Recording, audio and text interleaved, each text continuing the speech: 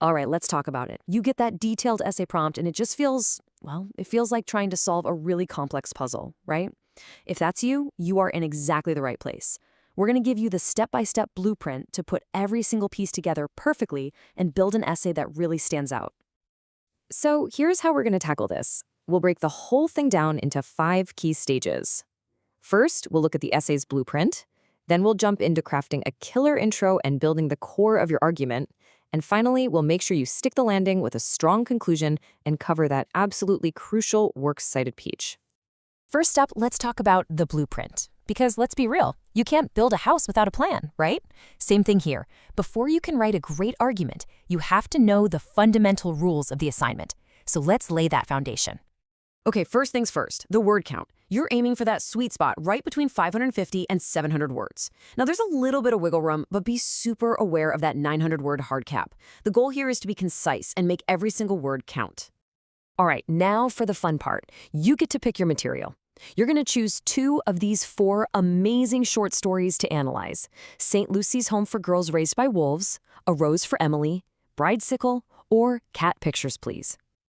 Your next choice is a big one. This is the analytical lens you're going to use for the entire essay. So you have to pick one. Are you going to go with monstrosity theory and explore how we define what's monstrous? Or will you dive deep into the minds of the characters with psychoanalytic theory? This one decision is going to shape everything that follows. So, you've made your choices. Now, how do we get all of that into your opening paragraph? A strong introduction is everything, and for this essay, it needs to do 4 very specific things to set you up for success. Just think of your intro like a recipe with 4 essential ingredients. You can't skip any of them.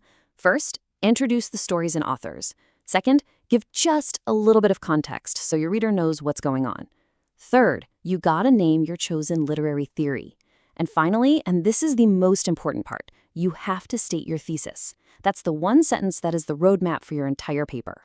Now we're getting into the real heart of your essay, the body paragraphs. This is where you build your case.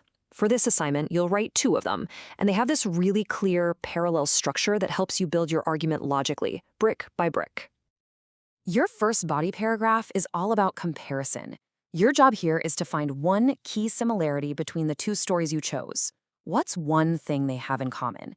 Then you'll explore that similarity using your chosen theory as your guide. Here's a quick checklist for that paragraph. You've got to start with a transition, something like similarly. Then write a sharp topic sentence that says what you're comparing.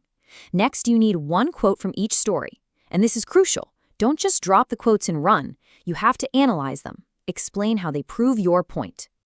Okay, so you've shown how the stories are alike. Now, it's time to flip the script. And a simple little transition phrase like in contrast or however is the perfect signal to your reader that you're about to show them a key difference. Right, so your second body paragraph is all about the contrast. Here, you'll explain how the 2 stories are different on a specific point.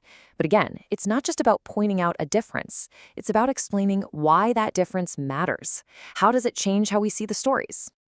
And the good news is, the structure here is a mirror image of the first paragraph. So you'll start with a transition, have a clear topic sentence about the contrast, use 1 quote from each story, and then analyze what that difference actually reveals. Okay, so you've done the heavy lifting. You've built a solid argument in your body paragraphs. Now it's time to bring it all home and stick the landing with a conclusion that leaves a real impression, not one that just repeats what you already said. So here's the million-dollar question. How do you avoid a boring conclusion? You know the kind, the ones that just summarize everything you just wrote. How do you make yours impactful? The absolute key is to answer the so what question. You've done all this work, all this analysis, so what? What does that all mean? What does it reveal about the stories or the characters or even the theory itself? Your goal is to leave your reader with one final powerful thought to chew on. Seriously, if you remember only one thing about conclusions, make it this. Do not fall into the trap of just rewording your introduction. Instead, use this last paragraph to push your ideas just one step further. We're at the final piece of the puzzle, and listen, I cannot stress this enough. This is not optional. This is not an afterthought. This is an absolutely critical, 100% non-negotiable part of your essay. Let me put it as plainly as I can. Your essay is considered incomplete until you include a properly formatted, works cited page. It has to list both of the short stories you analyzed. Period. But just how serious is this? I mean, what's the worst that can happen if you just forget it? A few points off your grade, maybe?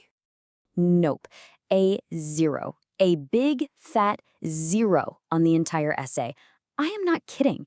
It is that important. So please, before you hit that submit button, double check and then triple check that your works cited page is there and formatted correctly. And there you have it, the blueprint, the intro, the body paragraphs, the conclusion, and the works cited page. It's a clear 5-part roadmap. You follow these steps and you are going to be on the path to a well-structured, insightful, and really successful essay. See, by following this structure, you're doing more than just completing an assignment. You're becoming a kind of literary detective, building a case piece by piece. Which leaves us with one final thought to consider as you get started. What hidden connections will your analysis uncover?